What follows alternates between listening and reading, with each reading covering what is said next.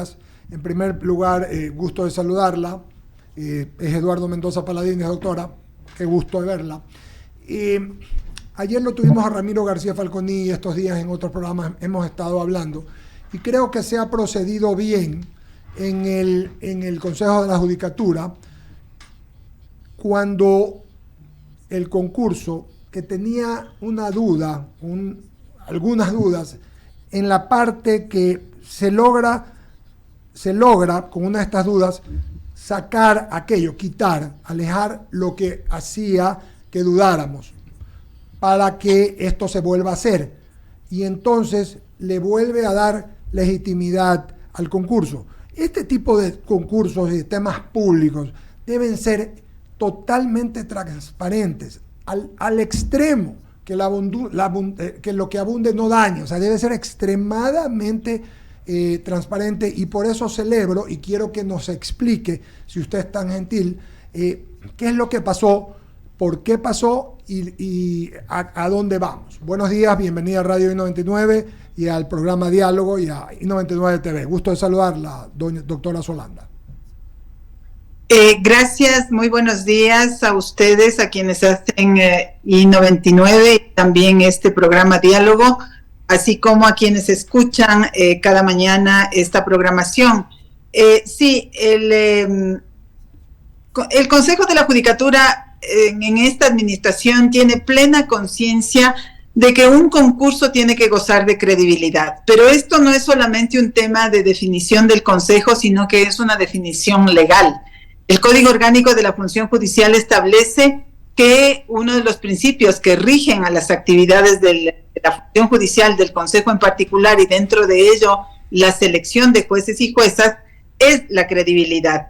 Entonces, nosotros, si bien estábamos llevando un concurso en donde, por ejemplo, se estaba cumpliendo el principio de publicidad con estricto apego a lo que dice la norma, así toda la ciudadanía puede abrir la página web del Consejo de la Judicatura, www.funcionjudicial.gov.es, y encontrar allí todo el repositorio de la información del concurso, en donde existen, donde están los expedientes de los 266 postulantes que presentaron toda la normativa, las calificaciones, las recalificaciones, los nombres y las hojas de vida de los 81 miembros del comité de expertos. Aun cuando hemos hecho todo esto, vea usted que el momento que llegamos a pruebas de confianza, se ejecuta la acción y luego existe una alerta que se hace pública en el sentido de que el contrato tendría anomalías.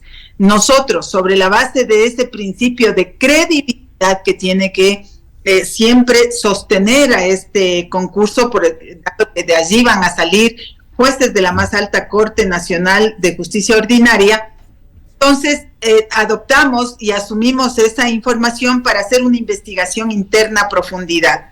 Y allí se detectó que efectivamente habían deficiencias en el proceso de contratación. Por ejemplo, estaba presupuestado un valor de $8,500 para hacer esta actividad, y claro, las áreas que estaban a cargo de este trámite de la contratación, con el ánimo de hacer un proceso más rápido, más ágil, a través de una ínfima cuantía, incluso hacen una reforma presupuestaria para bajar el valor a $1,500 más IVA, que es lo que costó este contrato, que por cierto es necesario que la ciudadanía sepa que ese valor no se ha pagado, y allí se determina que hay defectos de esta naturaleza en el proceso de contratación, porque evidentemente el tema del precio en estos procesos no debería ser lo fundamental que hagamos por hacer una ínfima cuantía mucho más rápido, dejemos de lado tan importante concepto que es la credibilidad. Deberíamos tener mayor precisión, mucha minuciosidad, porque no podemos poner en riesgo, repito, este principio. Entonces, ese argumento, más el otro que sí fue advertido por quien le habla a tiempo, porque en julio se hace una reforma a la metodología de la prueba de confianza, cuando la metodología había sido aprobada el 4 de abril, y esta reforma se la hace de manera inconsulta, de manera directa en el último minuto, tanto por el director general cuanto por la directora de talento humano, que estaban en funciones en este momento, ahora ya no están, han sido retirados de esos cargos.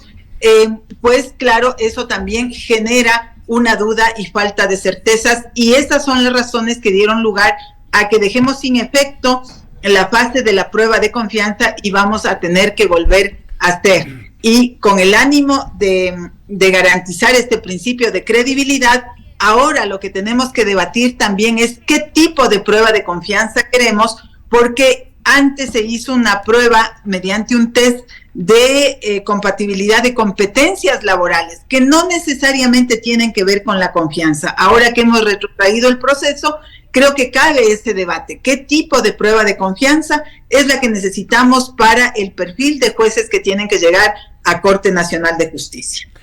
Coincido con usted y añado que los jueces de Corte Nacional, todos los jueces, pero sobre todo los de la Corte Nacional, tienen que ser gente que tenga probidad notoria, éticos, capaces, todo lo que usted dice, y pienso que sí es importante lo que han hecho y vuelvan a tomar esa prueba, porque todo lo que se haga será insuficiente para que la colectividad, porque esto es importante, los jueces representan al Estado, a la gente, a la vindicta pública, ¿no? Entonces es importante que ellos estén fuera de cualquier tipo de duda y que el concurso sea más allá de transparente, ya casi que el cristalino o azuceno, y está muy bien. En eso coincidimos y me parece que el Consejo ha actuado bien en ese sentido. Y de otro lado, doctora Goyes, siempre vamos, y esto más que un comentario, más que una pregunta, quisiera comentarlo con usted. A mí me preocupa, por ejemplo, que el Consejo de la Judicatura, alguna vez anterior, haya llevado adelante, como fue en el caso del anterior presidente, el que está hoy detenido, un concurso, y que gracias a Dios, usted y otros miembros de allí pudieron terminar con ello y volverlo a cero. Digo esto porque tampoco se puede estar deteniendo esto toda la vida. Si hay errores, arreglemos los errores, como están haciendo, pero vayamos adelante con el nombramiento, porque el Ecuador requiere jueces de la Corte Nacional como los merece el Ecuador, probos, serios, éticos, tal cual necesitamos y queremos en que sea un juez de la Corte Nacional, doctora Goyes. Sí, lo que usted dice, Eduardo, tiene toda la razón. El país no puede seguir con una corte incompleta. Actualmente tenemos 11 jueces titulares de 21 que están siendo sustituidos, o 11 vacantes más bien, ¿no?, de jueces titulares que no existen, y quienes están ocupando esos cargos temporalmente son jueces de cortes provinciales o con jueces a efectos de cubrir esos espacios. Pero la crisis que tiene la función judicial exige que trabajemos para llenar esas vacantes, porque una Corte Nacional tiene una función importante en el sistema judicial, al ser el máximo organismo de la justicia ordinaria. Desde allí se irradia los razonamientos jurídicos, las decisiones de carácter jurídico frente a casos concretos que pueden convertirse, si es que hay fallos de triple reiteración, pueden convertirse en la regla que tiene que seguir toda la función a nivel nacional. Entonces, la razón de tener una Corte Nacional de Justicia completa es fundamental. Ahora, ¿qué dice la Constitución para llenar esas vacantes, para hacer que la Corte cuente con sus jueces y juezas? Dice que tenemos que hacer un concurso público de oposición y méritos. Y eso, al ser norma constitucional y legal, tiene que cumplirse a través de ese procedimiento. No existe otro. Y un concurso es una competencia entre quienes se postulan a ser, a quienes deciden entrar en esa competencia con el objetivo de ganarla, y en caso de ganarla, tener una vacante de juez, ocupar una vacante de juez. Doctora, una de las observaciones que nos hacen es ¿por qué el concurso no tiene otros postulantes? Quisiéramos ver a quienes tienen mayor presencia pública y debaten los temas de derecho. Pues hay que decirles porque no se presentaron al concurso. Y eso puede tener varias razones, que tienen desconfianza y porque en el pasado los concursos han tenido problemas como el que citan ustedes, el que lideró el doctor Wilman Terán u otros, ¿no? Entonces la gente puede tener razón. También muchos abogados dicen el salario de la Corte Nacional de Justicia no es equiparable con lo que yo gano en el ejercicio profesional, porque es un salario bajo en relación a los ingresos que ciertos abogados tienen. O dicen, simplemente no tengo vocación, no me veo todavía con las credenciales como para ser juez en términos de conocimiento o de vocación. Entonces, el concurso tiene que desarrollarse con quienes se postularon. Se postularon 276 profesionales y de este conjunto de profesionales nosotros tenemos que ir haciendo que se administre cada una de las etapas para ir escogiendo a las y los mejores de estos postulantes. Y pues la idea es que lleguemos con ellos y ellas a ocupar esas vacantes, ojalá en la medida de lo posible todas, y no tengamos que solamente escoger algunos, sino ojalá todos, porque eso es lo que necesita el país. Y la diferencia que sí quiero dejar dicho, y les agradezco por el espacio para poder hacerlo, es que este Consejo de la Judicatura tiene grandes diferencias con administraciones anteriores, ¿no? De tal manera que sabemos lo difícil que es ahora ganarse la confianza de la ciudadanía, pero estamos tratando con los actos de ir demostrando que ha habido acciones correctas. Yo le puedo decir a la ciudadanía, de toda esa investigación que yo he hecho, no hay razones como para lanzar estas apreciaciones públicas o declaraciones públicas que se hacen, a mi manera de ver, muy ligeras, donde se dice hay irregularidades, se hace entender como que hubiera corrupción. No las hay, ni siquiera se ha pagado este contrato de Métricas Web, y nosotros hemos convocado, por ejemplo, a 81 profesionales para que sean parte del comité de expertos, y esos profesionales han expresado, lo tenemos en documentos, donde dicen que actuaron con total independencia, sin injerencia, con autonomía, y por lo tanto, y allí hay nombres muy fuertes como el de la doctora Mariana Yepes, por ejemplo, el doctor Olgel Córdoba, varios actores que han estado, incluso los que ahora piden nulidades, es contradictorio porque han sido parte de esos comités de selección, y ellos saben que no ha habido ninguna presión, porque cuando nosotros convocamos a los expertos a una reunión para darles explicaciones, porque creo que también merecen respeto quienes han metido el hombro en este proceso, y todos los vocales dijimos, nadie puede decir que nosotros hemos ejercido, por ejemplo, algún tipo de presión. Y del otro lado recibimos justamente esa respuesta. Dijeron, nosotros hemos trabajado a conciencia, que pueden haber errores, de acuerdo, pero hemos hecho un trabajo consciente tratando de dar lo mejor con el objeto de que avancemos a tener corte. Doctora, buenos días. Se le saluda Javier Segarra. Un gusto tenerla acá en la plataforma. Estamos dialogando con la doctora Solanda Goyes, vocal del Consejo de la Judicatura. ¿Dónde hay o dónde surge entonces el problema para que ustedes lo hayan detectado? ¿Es acaso los propios postulantes o quienes conforman esta comisión? ¿Dónde se generó el problema para que ustedes hayan determinado que hay errores así? Bueno, la nulidad parcial que se ha aprobado ya, a dejar sin efecto la prueba de confianza, se basa en errores cometidos en la dirección, en el proceso de contratación.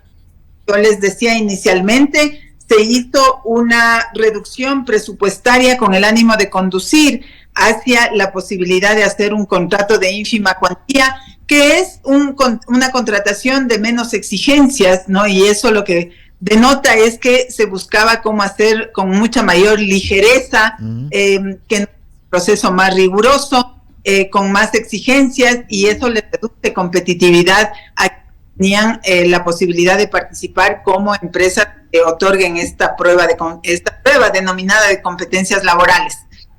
Esa fue una de las razones, y creemos que el haber hecho así, con esta ligereza, lo que condujo es a que se ponga en cuestión el principio de credibilidad.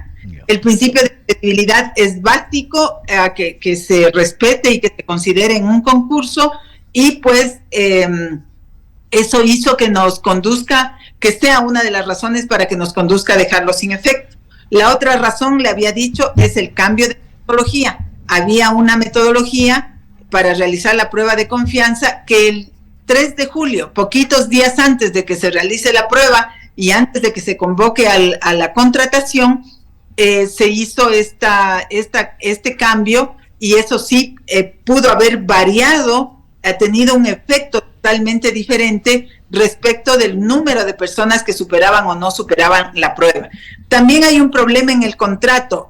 Mientras en los términos de referencia se solicita que se haga una prueba de valores y antivalores personales, la empresa entrega una prueba de valores y antivalores organizacionales. Entonces, son elementos que pues hacen que no hay soporte suficiente para la credibilidad de esta prueba, que además tenía que valorar confianza. Como digo, más que confianza, estaba orientada hacia una definición de competencias laborales, entonces ahí hay incompatibilidades. Esas son las razones que condujeron a que nosotros la dejáramos sin efecto. Entiendo, doctora. Le voy a dar el paso a Mauricio Salem para que continúe con el diálogo. Gracias de mi parte, doctora. Una buena mañana. Gracias. Doctora Goyes, buenos días. Mauricio Salem la saluda. Y yo solo tengo una inquietud después de la reflexión que le voy a compartir. Este proceso de selección de jueces de la Corte Nacional de Justicia es fundamental cómo nazca, cómo se desarrolle y cómo termine, porque es lo que realmente al ciudadano le preocupa y el que va a cimentar las bases de una estructura legal y de la vida política del país en los próximos años. Y de allí es que es crucial, porque primero es una oportunidad real para que se asegure que el Poder Judicial está exento de las uñas y las manos y los dedos que le meten a la justicia. Y dos, para recuperar algo que usted indica, que se viene perdiendo, que es la credibilidad y la confianza en la ciudadanía. Que eso es vital. Sociedad que no confía en su justicia es una sociedad que no tiene salida, que no tiene esperanza, que no tiene lo básico que un ser humano necesita tener, que es la libertad de acción. Y de allí es algo que yo al menos me pregunto y no sé cuáles son los motivos, y ahí quisiera, porque la ciudadanía también se pregunta eso. ¿Por qué estos concursos no son públicos? En tiempo real me refiero. Para poder uno ver, para poder que la ciudadanía vea si es que no existen estas levantadas de puestos, estas escondidas en una esquina, algo que no lo tengan previsto, que no lo puedan resolver, que se vea realmente, que no sea transmitido, y digo, por un canal oficial de la judicatura, no que tiene que ser transmitido abierto al público, que la judicatura maneje el proceso, pero que sea transmitido para que la gente vea, primero, quiénes van a ser los jueces, segundo, cómo se lleva adelante un proceso, y tercero, que le dé también un baño de transparencia a este proceso, porque podemos decir muchas cosas, pero de allí a que el banco de preguntas ya lo conozcan y respondan quienes ya tienen conocimiento de cuáles son las preguntas previamente, o que por ser adherente o afiliado al pueblo montuyo o a la organización de afros o a los indígenas o a un grupo X, tenga mayor posibilidad de ganar que un probo ciudadano que ha demostrado a lo largo de su vida una trayectoria impecable y que tiene probidad notoria. ¿No es mejor que todo esto que existe ya en la ley y que no lo podemos manejar inmediatamente, por lo menos el tema de la transparencia, pueda ser otorgada a la ciudadanía para que podamos ser testigos de cómo se llevan estos procesos adelante? Usted tiene mucha razón cuando habla del principio de publicidad, ¿no? El principio de publicidad está íntimamente relacionado con la transparencia. ¿Por qué? Porque implica que la ciudadanía puede mirar qué es lo que está sucediendo en el desarrollo de una actividad pública, cualquiera que fuera, en este caso el concurso. Algo que vale decir y que es importante justamente para cumplir este principio, y he sido, qué pena que tenga que decirlo, que fui yo quien ha estado insistiendo en esto, todo el concurso, absolutamente todo el concurso ha sido público. Y claro, ahí también se requiere una contraparte que la veeduría, porque está conformada una veeduría, la veeduría tiene a su disposición toda la información, y esto ha sido porque tenemos esa firme convicción de que la ciudadanía y los periodistas y las veedurías nacionales, internacionales, los líderes de opinión, absolutamente todos puedan acceder a la información. Están los 276 expedientes de quienes se postularon colgados. La página web es www.funcionjudicial.gov.es. Allí constan 266 expedientes. Constan el proceso detallado, no es que se está poniendo solamente la resolución, que es el resumen, detallado de cuáles fueron los criterios para determinar si cumplían o no los requisitos que establece la Constitución. 2, allí se ha puesto toda la calificación de méritos, en donde le dice si alguien tiene una serie de títulos, le señala cuánto se le calificó por cada uno de los títulos. Existe eso y está hecho público. Adicionalmente, está las recalificaciones, toda la normativa, están los bancos de preguntas, todo se ha hecho público. Una de las cosas que sí ha tenido un costo interno, ¿no? O requiere esfuerzos internos, y eso quiero decirles que quien ha impulsado que así se lo haga es quien habla, es estar detrás de las áreas. ¿Por qué? Porque existe una lógica institucional, una lógica del funcionario público de que no se tiene que hacer público, le tienen temor a la publicidad, porque la publicidad implica ojos sobre la información. Por eso es que, dado que sí hemos cumplido con ese principio, y he sido yo quien ha estado detrás de aquello, mirando que lo suban a la página, miremos, allí ustedes pueden encontrar ahí un link con todo el proceso de contratación de métricas web, allí está, todos los informes que nosotros hemos trabajado y desarrollado para aprobar las decisiones que hemos tomado, y las sesiones son públicas, entonces cada una de las sesiones donde se tomaron esas decisiones también pueden ser revisadas por la ciudadanía, se transmite públicamente. Por lo tanto, el principio de publicidad se ha cumplido, y es por esa razón que yo tengo toda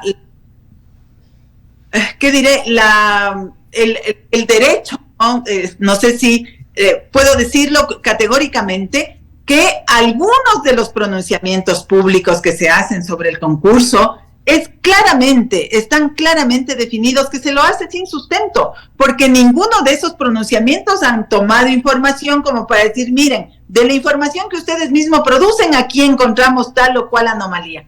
La única puntualización concreta que se ha hecho es respecto del proceso de contratación de métricas web en relación a la compañía contratada, que nosotros estamos indicando que hemos encontrado también algunas deficiencias en el proceso de contratación. Pero en otros aspectos no hay estas precisiones. Y claro, públicamente también resulta fácil decir las cosas y luego lograr contestar aquello. Yo no creo que este sea un concurso perfecto, libre de errores, porque también hay que lidiar con una estructura orgánica que es pesada, que tiene una cultura de comportamiento que obedece al pasado. Usted no puede cambiar de la noche a la mañana quiénes son los que ejecutan estas actividades, porque entenderá que 4 vocales por sí solos no podemos estar en todas las actividades. Detrás de esto hay grandes equipos trabajando.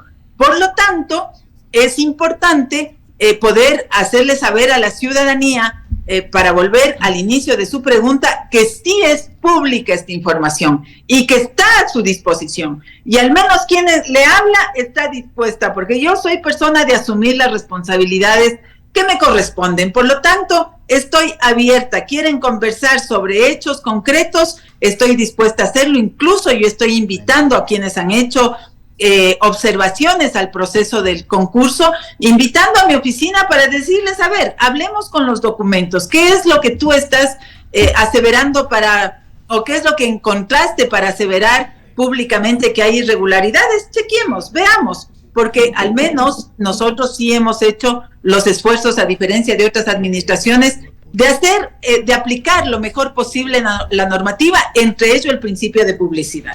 Sí, gracias, doctora. Sí, en función de eso, nadie duda de que los documentos existen, que están elevados a la página y demás. Más allá me refería un poco a que el proceso en general, la evaluación psicológica, el tema de las evaluaciones, entrevistas, todo lo que incluye el proceso, sea transmitido en vivo, porque si no hay nada que esconder, no hay nada que les impida hacerlo de una manera más pública, más transparente, en el sentido de que si ya existe lo que usted indica bien que lo han llevado a cabo, lo que decía Eduardo hace un momento, lo que abunda no daña, y esto va a ayudar a que la ciudadanía en general vuelva a recuperar, porque eso sí nadie puede negar que una de las cosas que la ciudadanía le contesta al momento de preguntar si confían en la justicia, la respuesta es rotunda, no. Y yo creo que ahí está la clave de que algo estamos haciendo mal y que es perfectible y mejorable en el tiempo. Y la felicito por su siempre disposición de dar información y dar la cara acerca de la función que tiene a su cargo. Así que le envío un abrazo a la distancia. Muchas gracias, doctora Solanda Goyes. Muy amable. Gracias por estar en 99. Muy amable.